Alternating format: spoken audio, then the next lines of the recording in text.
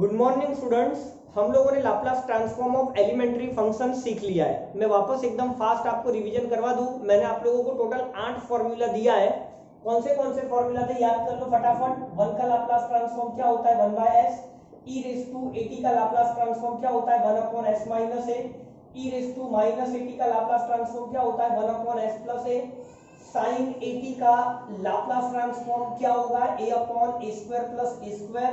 cos 80 का Laplace transform क्या होगा s/s² plus a²। Laplace transform of hyperbolic sin 80 आप लोग क्या लिखते हो a/a² minus a²। Laplace transform of hyperbolic cos 80 आप लोग क्या लिखते हो s/a² minus a²। Laplace transform of t raise to n आप लोग क्या लिखते थे gamma n divide by s raise to n plus 1। अगर n आपका पॉजिटिव इंटीजर है तो आप लोग आगे कंटिन्यू में n factorial upon s raise to n plus 1 करते थे। ठीक है, तो कितने फॉर्मूला हो गए आप लोग ध्यान से देख लो। टोटल 8 फॉर्मूला हम लोगों ने प्रूफ के साथ देखा हुआ है। अब हम लोग इसी को आगे बड़े क्वेश्चन में डायरेक्टली अप्लाई करने वाले हैं। तो जिन स्टूडेंट्स का ये प्रूफ देखना बाकी रह गया है वो लोग मेरे पिछले लेक्चर्स में जाकर के देख सकते हैं। जीटीयू के एग्जाम में प्रूफ भी पूछा जाता है, इसलिए आप लोग प्रूफ के साथ इसको प्रिपेयर करोगे। चलिए अब हम लोग आगे बढ़ते हैं। तो इसके बाद नेक्स्ट टॉपिक है अपना लीनियरिटी प्रॉपर्टी। देखो लीनियरिटी प्रॉपर्टी क्या होती है।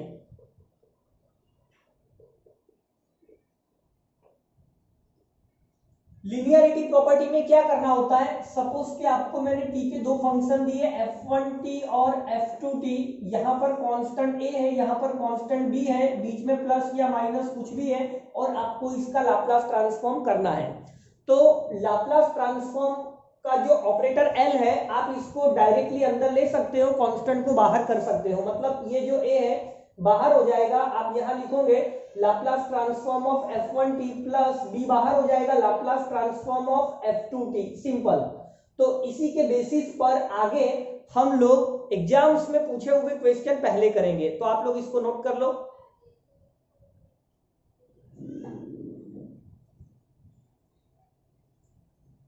ओके, चलिए आगे हम लोग बढ़ते हैं। आपके एग्जाम्स में पूछे हुए क्वेश्चंस को हम लोग सॉल्व करेंगे। आपको एक क्वेश्चन दे रहा हूं मैं, find Laplace transform of sin 2t into sin 3t। ये क्वेश्चन आपको 2014 जीटीयू की एग्जाम में पूछा गया क्वेश्चन है।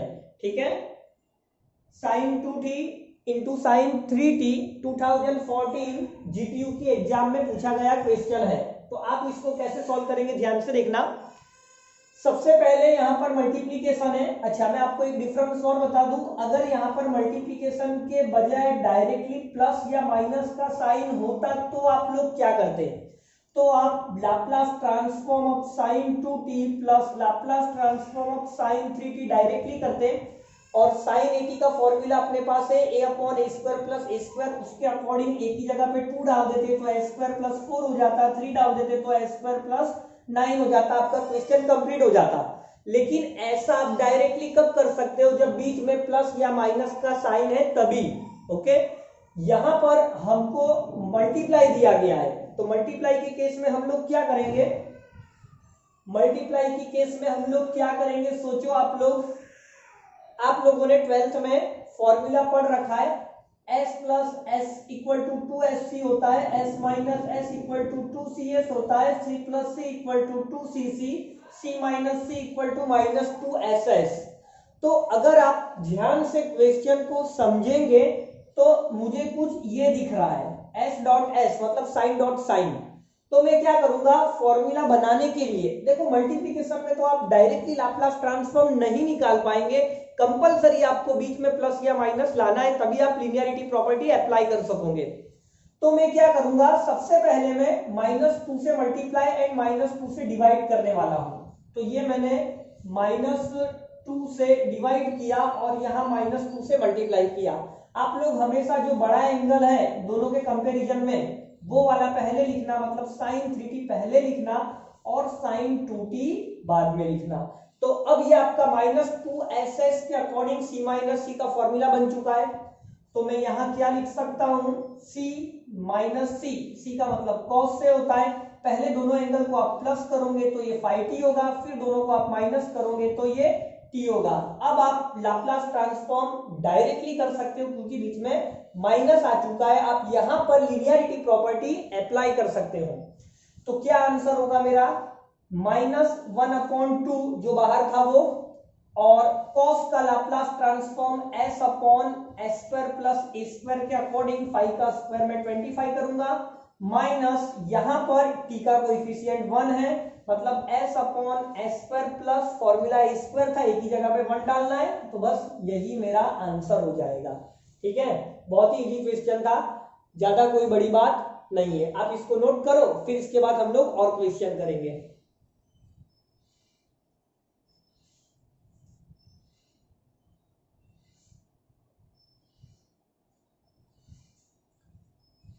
ओके, तो ये हमने एक क्वेश्चन कर लिया, कौन सा, sin 2t into sine 3t का। अब मेरे पास एक और क्वेश्चन है, 2014 जीटीयू का ही क्वेश्चन है, वो sin स्क्वायर 3t है।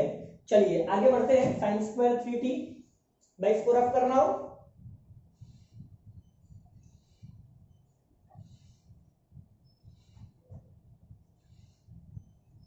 तो यहां पर मुझे क्वेश्चन दिया गया है sin स्क्वायर 3t, 2014 जीटीयू में ही पूछा गया क्वेश्चन है।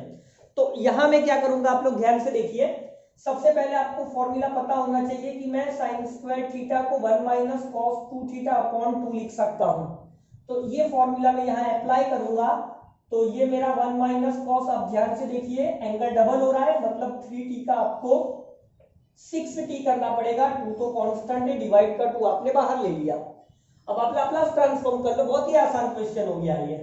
तो 1/2 आप चाहो तो ऐसे भी लिख सकते हैं, एल ऑपरेटर को मैं अंदर लिख रहा हूं, अब डायरेक्टली भी कर सकते थे, कोई दिक्कत वाली बात नहीं थी। 1/2, 1 का लाप्लास ट्रांसफॉर्म हमने सीख रखा है, 1/s होता है। cos का लाप्लास ट्रांसफॉर्म हमने सीख चुका है, s/s² प्लस a² मतलब 6 का स्क्वायर 36। तो बहुत ही आसान क्वेश्चन है। ठीक है, ऐसे छोटे छोटे क्वेश्चंस जीटीयू के एग्जाम्स में पूछे जा सकते हैं। चलिए आप इसको नोट डाउन करो, फिर इसके बाद हम लोग और जीटीयू के क्वेश्चन सॉल्व करेंगे।